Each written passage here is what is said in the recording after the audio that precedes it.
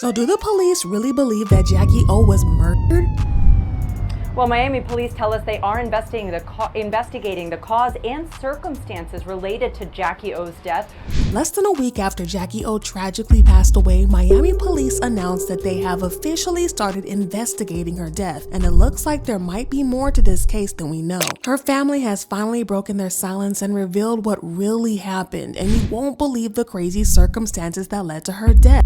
And did she really go to a fake plastic surgeon? It's been a really hard time for DC Young Fly and his family lately as they received some very sad news a few days ago. DC Young Fly's partner Jackie O tragically passed away, and it's been very hard for everyone. The news broke out first on TMZ, and they shared that she passed away while undergoing a mommy makeover surgery in Miami. Now, for those of you who don't know what a mommy makeover is, it's basically a group of plastic surgery procedures that try to reverse or improve the changes a woman's body goes through during pregnancy, childbirth, nursing, and stuff like that. Think tummy tucks, breast augmentations, breast lifts, liposuction, and all that stuff. Of course, not everyone goes for every single procedure that is under the mommy makeover genre, but at the very least, a tummy tuck and breast augmentation are usually involved. Then there may be one or two other add-ons. We don't know exactly what procedures Jackie O got, but we for sure know that she went for a mommy makeover because the surgeon, Dr. Zach, posted a picture of them together and captioned it, "Getting ready for my mommy makeover with Dr. Zach. Stay tuned to my YouTube for a full reveal." People have pointed out how weird this is because it kinda seemed like Dr. Zach was trying to chase clout because of Jackie's celeb status. Well, things did not go as planned because Jackie unfortunately passed away during the procedure. Things started going downhill from there because people started digging into Dr. Zach big time. And when I tell y'all the things that they dug up, it is really wild. First off, it turns out that he is not even a board certified doctor because he's only board eligible.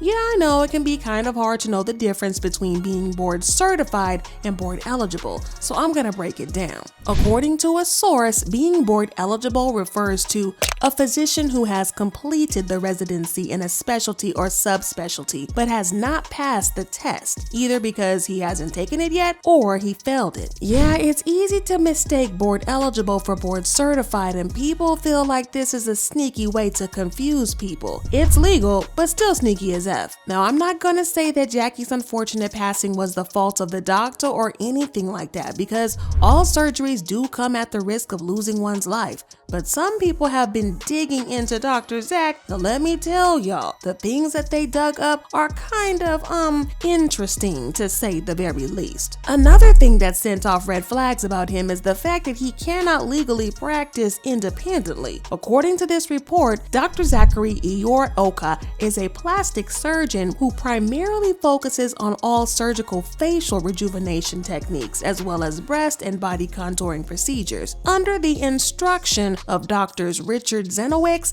and Patrick Sullivan. This was written before the Jackie O situation, so it's not like people are trying to slander his name or anything like that. This is just the fact. He has to be under the instruction of other doctors, and I think this has something to do with him not being certified. But it's kind of weird how he would set up a practice like this. And if you think that's bad, well, we need to talk about the reviews that Dr. Zach has. Again, these reviews were before this incident, so it's not a case of people trying to tear him down now. This review says, "I wish I would have seen this page before getting my procedure. I went to Dr. Zach in April 2022 for Lipo 360. I went through New Life Plastic Surgery where they gave you the option to choose a doctor. I chose him because he was on their IG page promoting Lipo 360 on smaller women and giving them an athletic look. Like one review previously posted, there was no post-op, which was promised. Only seen and talked to him for a few minutes right before my appointment. Also, the building he was operating out of was sketchy, and it was not what I expected to be for a medical plastic surgery facility. I can't say there are no results because I definitely have a smaller waistline and a flatter stomach, but it's not smooth. There is a little fat and skin above my belly button, and my recommendation is to find another doctor." Oh, but it gets worse. This other review said, "This was the biggest disappointment of my life. I waited about 2 to 3 years to get surgery with Dr. Zach, expecting great results, and finally got to do surgery with him at a glamorous facility. After surgery, barely saw any results from the 360 and I was already fairly small. Not much fat was removed. Seems my procedure was rushed. A month in, I developed a lot of hardness and lumps, paying additional fees to get rid of. 2 months in, I felt wasn't much improvement. I reached out to the facility and didn't get anyone. I reached out to Dr. Zach and no response. I reached back out to the facility and was informed Dr. Zach left the facility and pretty much neglected all the patients he had just performed surgery on. And those that were fairly recovering and had major concern like myself. No post-op was given to me. I reached out via IG again and numerous pages of Dr. Zach only to see he has read and ignored. Upon booking, it stated it comes with all post-op appointments with Dr. Zach to see he has now neglected his patients. Now, as I said before, all surgeries come with a very high risk, and that's why post-op care is very important. But according to this second reviewer, they didn't get much post-op from Dr. Zach. Now, I need y'all to keep this in mind because we're going to circle back to it in a little bit. But back to Jackie O. Her family announced her passing, saying, "It is with saddened hearts we share with you that Jacqueline, aka Miss Jackie O, has passed away on Wednesday, May 31st, 2023. Our family is still processing this very tragic and unexpected loss.